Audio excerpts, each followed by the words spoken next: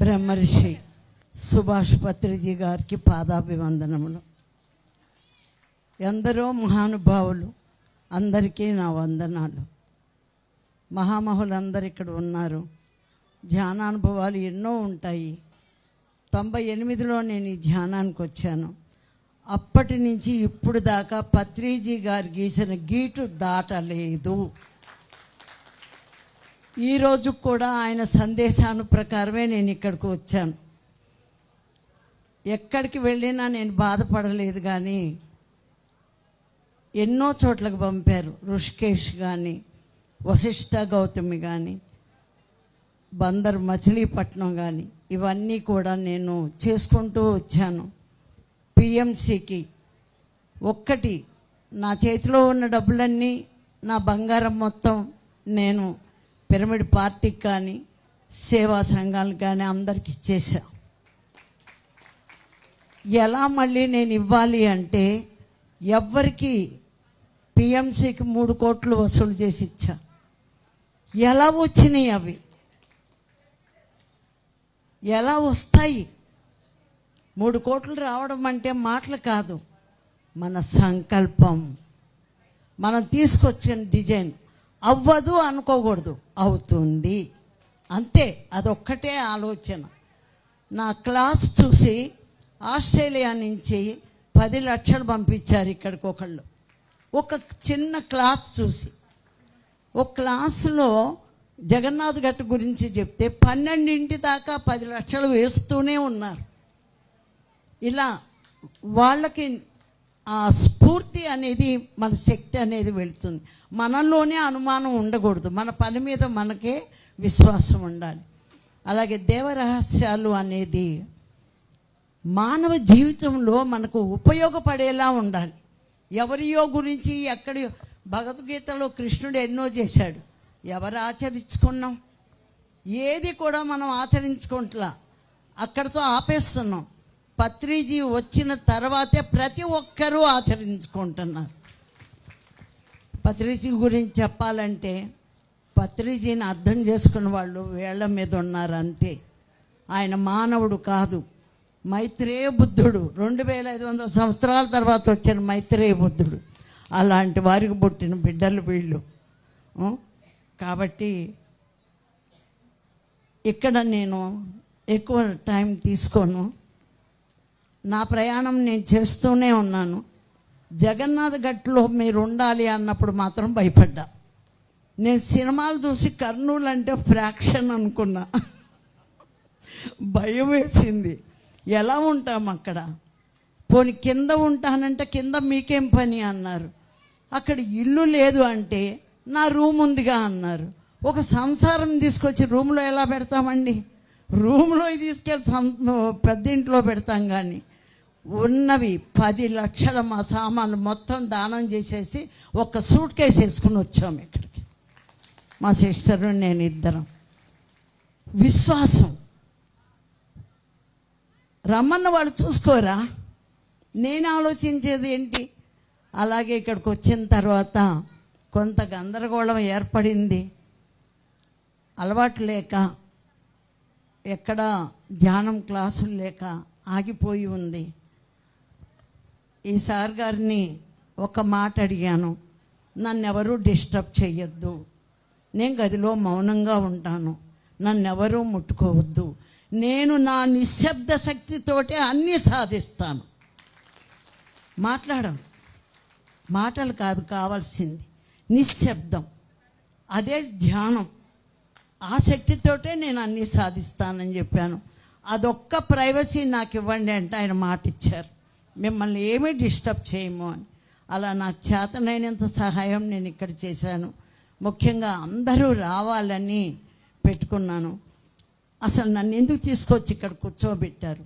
ఏ ముఖ్యమైన పని ఉంది అని అంటే, జగన్నాథ గట్టు సామాన్యమైంది కాదు.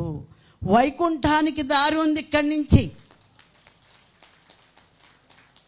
అవన్నీ మూసేసి ఉన్నాయి. ఆ మూసిన వాటిని మళ్ళీ వాళ్ళ యొక్క అనుమతితో, ఆ నారాయణుడు యొక్క అనుమతితో మళ్ళీ ఇక్కడ తెరిపించడానికే ఈ బుద్ధ పౌర్ణమి యజ్ఞం.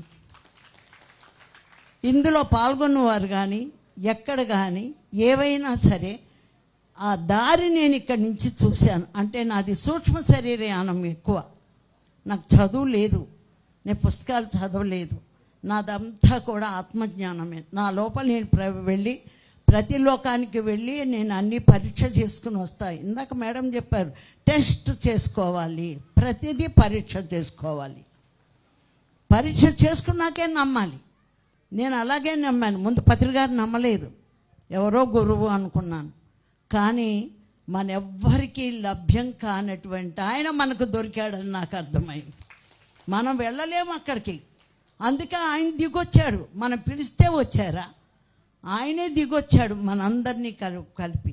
మనం రేపు మన పిల్లల భవిష్యత్తు, ఇళ్ళు వాకిళ్ళు, రేపటి గురించి ఆలోచిస్తాం కానీ మరణాంతర జీవితం గురించి మనం ఆలోచించట్లేదు. రేపు నేను చనిపోయిన తర్వాత ఎక్కడికి వెళ్ళాలి, ఎక్కడికి వెళుతున్నాను, నేను ఎక్కడి నుంచి వచ్చానో ఎక్కడికి వెళుతున్నాను, ఈ మనస్సు ఏంటి, ఈ బాధలు ఏంటి, ఈ ఆలోచనలు ఏంటి, ఈ తృష్ణ ఏంటి, ఈ శరీరానికి కోరిక ఏంటి, అన్ని పరీక్ష చేసుకున్నాను. పరీక్ష చేసే నేను దేవరహస్యాలు రాశాను. అవి మీ అందరికీ జీవితంలో ఉపయోగపడతాయి. దయచేసి అందరూ చదవలసిందిగా ప్రార్థిస్తున్నాం. మీకోసం, ఎవరి కోసం వాళ్ళు. అది ఒక వ్యసనపరుడు ఉన్నాడు, అందరూ అసహించుకుంటున్నాం. తాగుతున్నాడు, తిరుగుతున్నాడు, ఏంటి ఈ వ్యసనపరుడు అని. కానీ బ్రహ్మరంధ్రం ఉందనే ధ్యానం చేసేదాకా తెలియదు మనకి. అలాంటిది మనస్సుకు ఒక రంధ్రం ఉందని తెలిసింది. ఆ రంధ్రం నిండా రసాయనం ప్రవహిస్తోంది. ఆ రసాయన ప్రభావం చేత వీళ్ళు వీక్ అయిపోతున్నారు. ఆ రసాయనం తగ్గాలంటే ధ్యానం శరణం గచ్చామి. నేను ప్రయోగం చేశాను. ఒక ఎయిడ్స్ మాస్టర్ని కూడా నేను ప్రయోగం చేశాను. తీసుకెళ్ళి పిరమిడ్లో పడేసి, ఒక బ్రెయిన్ ఆపరేషన్ చేయవలసిన వాళ్ళని కూడా తీసుకెళ్ళి పిరమిడ్లో 40 రోజుల నుంచి ప్రయోగం చేశాను. ఎన్ని సక్సెస్! అందరికీ సాధ్యమే ప్రయోగం చేసుకుంటే. ఎవరో చెప్పింది వినటం కాదు, మీకు మీరే అలాగే నేను ప్రతిదీ ప్రయోగమే. కైలాసం వెళ్ళాను, వైకుంఠం వెళ్ళాను, విష్ణుమూర్తి దగ్గరికి వెళ్ళాను, బ్రహ్మలోకంలోకి వెళ్ళాను. ప్రతి ఒక్కరి జ్ఞానాన్ని ఆపోసన పట్టుకున్నాను. ఆత్మ విద్య.